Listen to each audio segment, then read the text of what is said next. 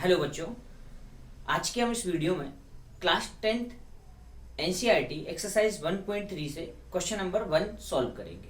Question number 1 देखिए क्या है। क्वेश्चन नंबर 1 में है prove that √5 is N irrational number. हम वैसे तो जानते हैं कि √5 एक इर्रेशनल नंबर है, लेकिन हमें इसको प्रूव करके बताना है कि √5 इर्रेशनल नंबर है। क्लियर? अब देखें जरा √5 इर्रेशनल नंबर हम कैसे प्रूव करेंगे। तो √5 इर्रेशनल नंबर प्रूव करने के लिए हम क्या करेंगे, हम इस क्वेश्चन को कॉन्ट्राडिक्टरी मेथड से सॉल्व करेंगे। मतलब इनिशियली हम मान लेंगे, let √5 is an rational number. थोड़ी देर के लिए हम मान लेंगे कि ये क्या है, ये एक रेशनल नंबर है। क्लियर? और यदि ये एक रेशनल नंबर है तो बच्चे लोग हम √5 को रिप्रेजेंट कर सकते हैं। √5 can be express in form of P/Q, क्योंकि रेशनल नंबर वो नंबर होते हैं जिन्हें हम P/Q के फॉर्म में लिख सकते हैं। तो √5 को यदि हमने रेशनल माना है तो √5 P/Q के फॉर्म में लिखा जा सकता है। बस आप यहाँ एक बात का विशेष ध्यान रखें कि Q की वैल्यू कभी भी 0 नहीं लिखी जाएगी। क्लियर है? जहां वेयर हम क्या लिख सकते हैं, where P and Q are co-prime number, are co-prime number. P और Q क्या होने चाहिए, हमारे को प्राइम नंबर होने चाहिए। क्लियर? P और Q यदि हमारे को प्राइम नंबर होंगे तो P की वैल्यू 1 2 3 4 5 6 7 8, Q की वैल्यू 1 2 3 4 5 6 7 8 हो सकती है।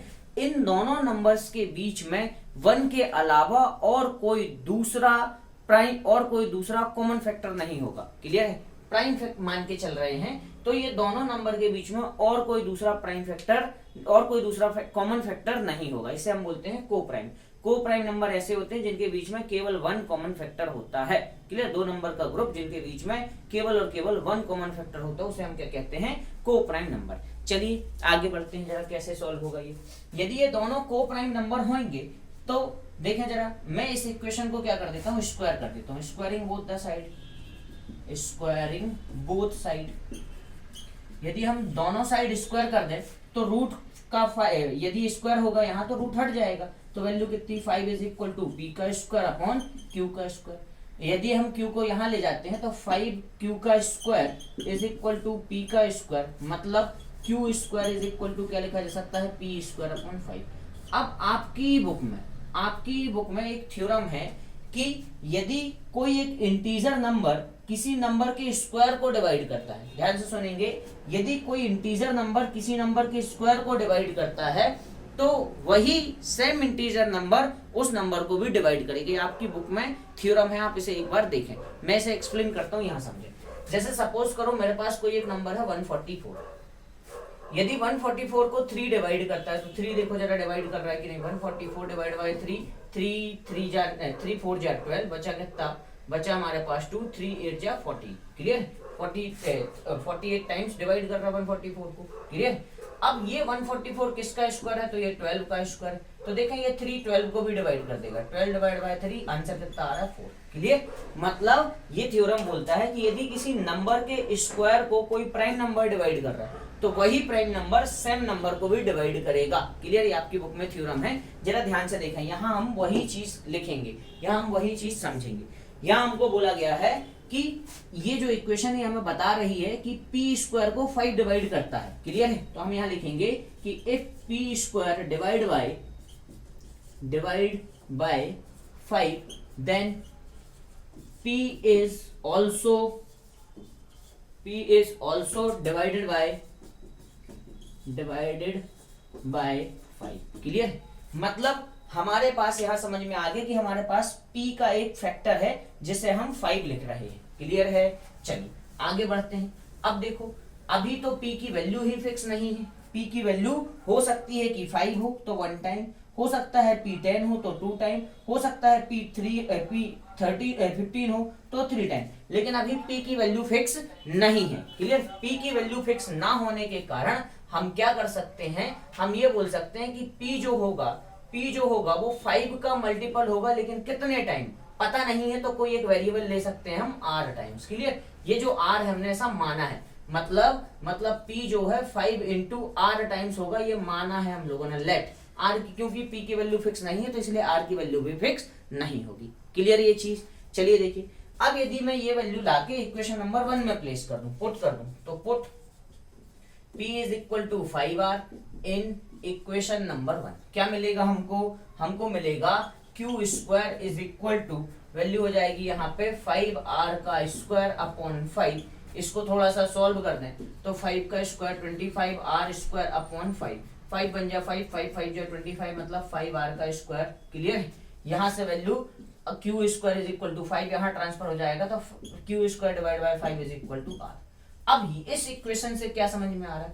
तो इस इक्वेशन से समझ में आ रहा है कि q स्क्वायर 5 से डिवाइड होता है। तो सिमिलर अभी थ्योरम पढ़ा था कि if p square divide by 5 then p is also divide, किसी नंबर का स्क्वायर यदि 5 से डिवाइड हो जाए तो वो नंबर भी 5 से डिवाइड होगा। तो देखो q स्क्वायर 5 से डिवाइड हो रहा है, दैट इज q भी क्या होगा 5 से डिवाइड होगा। तो हम यहां लिख सकते हैं कि if q square divided bye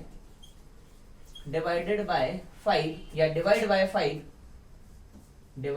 bye 5 then q is also divide by 5। Clear? अब जरा ध्यान से देखो, इक्वेशन नंबर 1 से समझ में आ रहा है कि p का फैक्टर 5 है और इक्वेशन 2 से समझ में आ रहा है कि q का फैक्टर भी 5 है। क्लियर? दोनों इक्वेशन में हमें 5 फैक्टर दिखाई दे रहा है, p का भी फैक्टर 5 है और q का भी फैक्टर 5, मतलब p और q दोनों के पास एक कॉमन फैक्टर है। और हम यहाँ मान के क्या चले हैं कि p और q कैसे नंबर हैं? को प्राइम नंबर है। मतलब जो हमने माना था, जो हमारा अजम्पशन था वो रॉन्ग हो गया, और अजम्पशन यदि रॉन्ग हो गया तो √5 को तो हम रेशनल मान के चले थे, मतलब जो हमने माना है रेशनल वो गलत है, √5 क्या हो जाएगा? Irrational number. तो हम यहां लिखेंगे from here it is clear p and q both have common factor 5, so our assumption is wrong, that is √5 is an irrational number,